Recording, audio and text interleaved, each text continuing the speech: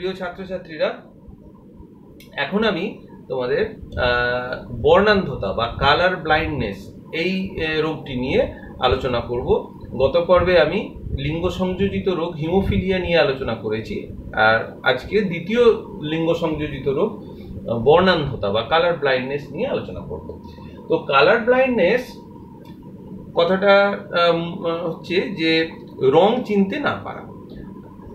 কোন রং না, সাধারণত তিনটে রং, বেসিক তিনটি রং, যেমন লাল, সবুজ আর নীল, এই তিনটি রং চেনার ক্ষেত্রে কিছু কিছু মানুষের সমস্যা হয়।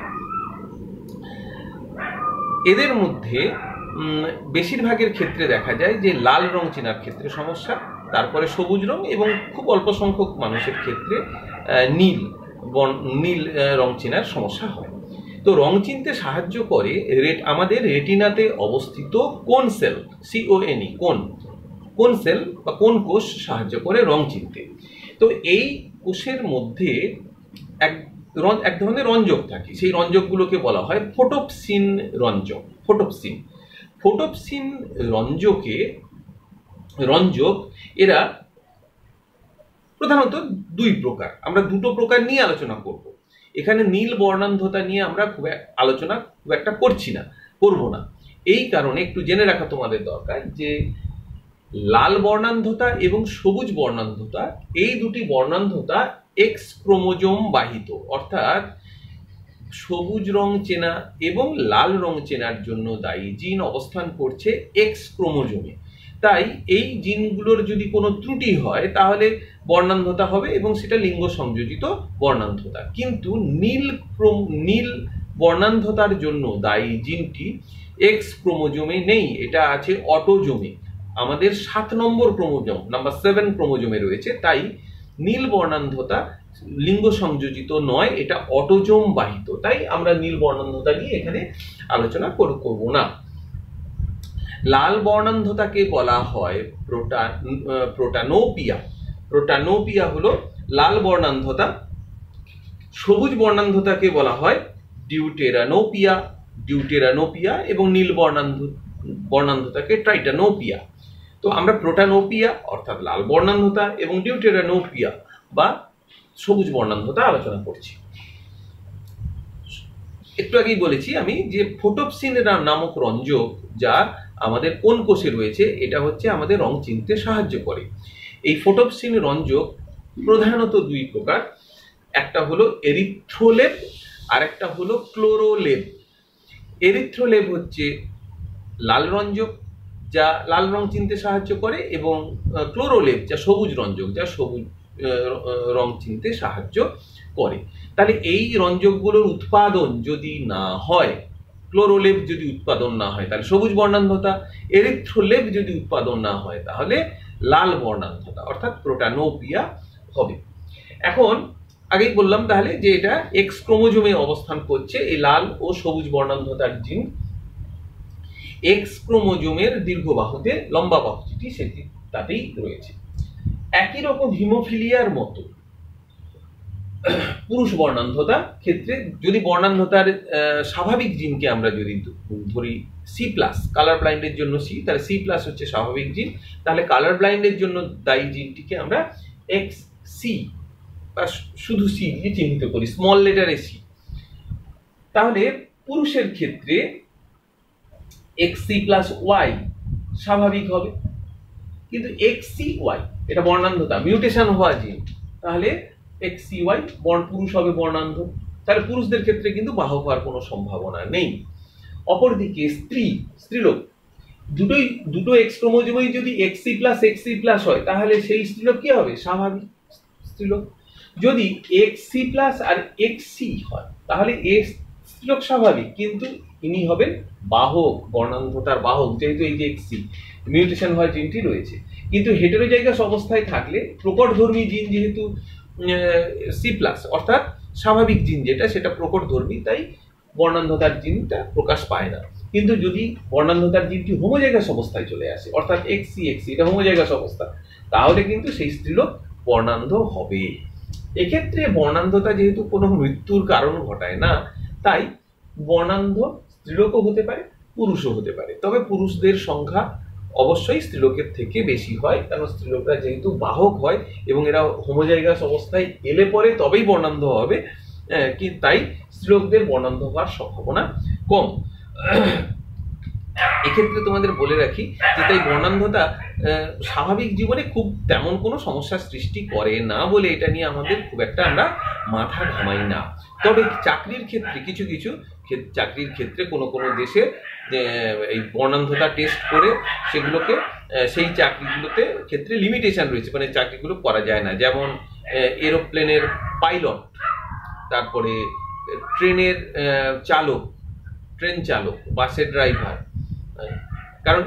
কারণ জানো এগুলোতে সিগন্যাল দেখতে হয়, লাল সবুজ এসব যে সিগন্যাল দেখে চালাতে হয়, তাই সিগন্যাল চেনার ক্ষেত্রে সমস্যা হতে পারে বলে এদেরকে এই ধরনের, বা সেনাবাহিনীতেও এই কালার ব্লাইন্ডনেস টেস্ট করা হয়, এবং কিছু কিছু দেশে, অনেক দেশে এগুলোতে নিয়োগ হয় না কালার ব্লাইন্ড বলে। কিন্তু কালার ব্লাইন্ড কোনো এছাড়া ব্যক্তি জীবনে কোনো ক্ষতি করে না, তাই এটা নিয়ে আমাদের কোনো মাথা ব্যথা খুব একটা না থাকলেও চলে। তোমাদের প্রসঙ্গত বলে রাখি যে ফেসবুকের যে প্রতিষ্ঠাতা মার্ক জুকেরবার্গ, তিনি কিন্তু একজন কালার ব্লাইন্ড। তোমরা ডাল্টনের নাম শুনেছো, পরমাণু বিদ্যার জনক ডাল্টন, তিনিও কিন্তু ছিলেন একজন কালার ব্লাইন্ড। তোমরা বিখ্যাত চিত্রশিল্পী ভ্যান গগের নামও শুনেছো, ভ্যান গগ ছিলেন কিন্তু একজন কালার ব্লাইন্ড। এছাড়া মার্কিন রাষ্ট্রপতি ছিলেন বিল ক্লিন্টন, তিনিও ছিলেন কালার ব্লাইন্ড। তারপরে মার্ক টুয়েন, বিখ্যাত সাহিত্যিক, কালার ব্লাইন্ড ছিলেন। সুতরাং কালার ব্লাইন্ডনেসটা কোনো নিয়ে আমাদের খুব একটা মাথা না ঘামালেও চলে, কিন্তু আমরা বংশগতিটা আমরা জানবো। আচ্ছা, তাহলে এবার আমরা যেটা আলোচনা করব সেটা হলো যে যদি ধরা যাক একটা এক্সাম্পল দিয়ে করি, পিতা যদি বর্ণান্ধ হয়, পিতা বর্ণান্ধ, তাহলে এক্সি ওয়াই। মাতা যদি বাহক হয় তাহলে এক্সি প্লাস এক্সি, মাতা বাহক। তাহলে তাদের পুত্র কন্যাদের মধ্যে কিরকম বর্ণান্ধতা দেখা যায় দেখে। তাহলে পিতা যদি বর্ণান্ধ হয় এক্সি ওয়াই, তাহলে দেখো দু রকমের গ্যামেট উৎপন্ন হচ্ছে, মানে শুক্রাণু এক্সি আর ওয়াই। মাতা যদি বাহক হয় তাহলে হেটেরোজাইগাস অবস্থায় রয়েছে, তাহলে এও দু রকমের গ্যামেট উৎপন্ন হবে, মানে ডিম্বাণু দু রকম হবে। এক প্রকার অর্ধেক ডিম্বাণুতে থাকবে এক্সি প্লাস জিন, আর অর্ধেক ডিম্বাণুতে থাকবে এক্সি। তাহলে এইবার আমরা এখানে চেকার বোর্ডের সাহায্যে দেখে নিই, এক্সি প্লাস এক্সি, এক্সি প্লাস এক্সি, তাহলে এই যে কন্যা হবে ইনি হবেন বাহক, কালার ব্লাইন্ডনেসের বাহক। এটা হবে এক্সি এক্সি, স্মল সি দুটো, তাহলে কন্যা বর্ণান্ধ হবে। এখানে হবে এক্স, দেখো এক্সি প্লাস ওয়াই, তাহলে এক্সি প্লাস ওয়াই, তাহলে এক্ষেত্রে এক্সি প্লাস থাকার জন্য স্বাভাবিক পুত্র, ওয়াই থাকে, ওয়াই আছে পুত্র, তাহলে এক্সি প্লাস স্বাভাবিক। এটা হবে এক্সি ওয়াই, এক্সি ওয়াই, দেখো এক্সি থাকার মানে বর্ণান্ধ পুত্র। তাহলে পিতা বর্ণান্ধ আর মাতা যদি বাহক হয়, তাহলে কন্যাদের মধ্যে 50% হবে বর্ণান্ধ এবং 50% হবে স্বাভাবিক, তবে তারা বাহক হবে, বর্ণান্ধতার বাহক। পুত্রদের মধ্যে 50% হবে বর্ণান্ধ আর 50% হবে স্বাভাবিক। পুত্রদের মধ্যে বা পুরুষদের মধ্যে তো কোনো বাহক হওয়ার সম্ভাবনা নেই, যেহেতু এক্স ক্রোমোজোম বাহিত হয়।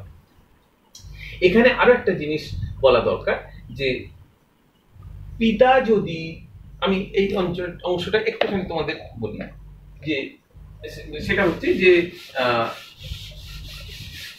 ক্রিস ক্রস ইনহেরিটেন্স, এই কথাটাও আমি একটু এখানে আলোচনা করে নেব। Criss cross inheritance, criss cross বংশগতি।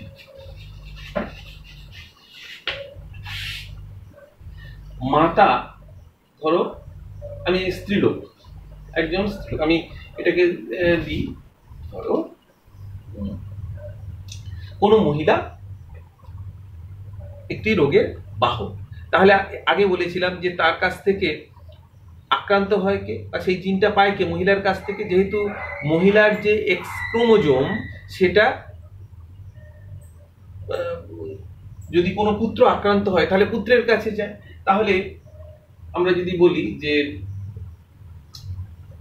ধরো মহিলা, তার কাছ থেকে পুত্র, তার কাছ থেকে আবার আমি যদি মহিলা হিসেবে ধরি তাহলে এর নাতনি, একে আমরা বলতে পারি কি, তাহলে ইনি হচ্ছেন মহিলা থেকে পুত্র মানে স্ত্রীলোক থেকে পুরুষ, পুরুষ থেকে আবার স্ত্রীলোক। উল্টো দিকে আমরা যদি দেখি, পুরুষ কন্যা, কারণ পুরুষের এক্স ক্রোমোজোম কে পায়? কন্যা পায় সবসময়, পুরুষের এক্স ক্রোমোজোমটা কন্যা পাবে, এবং সেই কন্যা সেই যে পুরুষের কাছ থেকে যে এক্স ক্রোমোজোমটা পেয়েছিল সেটা আবার দিতে পারে একটা পুরুষকে। অর্থাৎ একে যদি আমরা ধরি দাদু, দাদু মানে ধরা যাক এটা যদি হই আমি, ধরে এই পুরুষ ধরো আমি, তাহলে আমার মা আর মায়ের বাবা, তাহলে আমরা বলবো মাতা মোহ, মাতামহ। তাহলে মায়ের পিতা মাতামহ বা মায়ের বাবার কাছ থেকে মায়ের মাধ্যমে পুত্রের বংশ সঞ্চারিত হয় বৈশিষ্ট্য। আবার একে যদি নাতনি হয় কোনো মহিলা, তাহলে তার বাবা এ হচ্ছে তার মা, তাহলে আমরা কি বলবো? পিতামহী বা ঠাকুমা, এর ঠাকুমা। তাহলে ঠাকুমার বৈশিষ্ট্য বাবার মাধ্যমে কন্যার দেহে সঞ্চারিত হয়। এই যে সঞ্চারণ তাকে বলা হয় ক্রিস ক্রস ইনহেরিটেন্স বা ক্রিস ক্রস বংশগতি। তাহলে আশা করি তোমরা পুরো ব্যাপারটা বুঝতে পেরেছো। এবার আমি কয়েকটা কোয়েশ্চেন দিচ্ছি, এই কোয়েশ্চেনগুলো তোমরা লিখে ফেলবে। 1 নম্বর, হিমোফিলিয়া রোগের বাহক হয় মহিলা। হিমোফিলিয়া রোগের বাহক হয় মহিলা, যুক্তি দিয়ে বোঝাও। 2 নম্বর, কোন মহিলা হিমোফিলিয়ার বাহক, কোন মহিলা হিমোফিলিয়ার বাহক ও পিতা স্বাভাবিক হলে পুত্রদের হিমোফিলিয়া হওয়ার সম্ভাবনা আছে কিনা ক্রসের সাহায্যে দেখাও। 3 নম্বর প্রশ্ন, লাল ও নীল বর্ণান্ধতার কারণ, লাল ও সবুজ বর্ণান্ধতার কারণ কি? লাল ও সবুজ বর্ণান্ধতার কারণ কি? 4 নম্বর, কোন পিতা বর্ণান্ধ ও মাতা স্বাভাবিক হলে তার পুত্র ও কন্যাদের বর্ণান্ধ হওয়ার সম্ভাবনা আছে কিনা ক্রসের সাহায্যে দেখাও। যে প্রশ্নগুলো বললাম এগুলো করবে। এছাড়াও আরো ভিন্নভাবে প্রশ্ন হয়। এই ক্রসিং ব্যাপারটা তোমাদের ভালোভাবে যদি রপ্ত থাকে, তাহলে যে ধরনের প্রশ্নই এখানে আসুক না কেন তোমরা তার উত্তর দিতে সক্ষম হবে।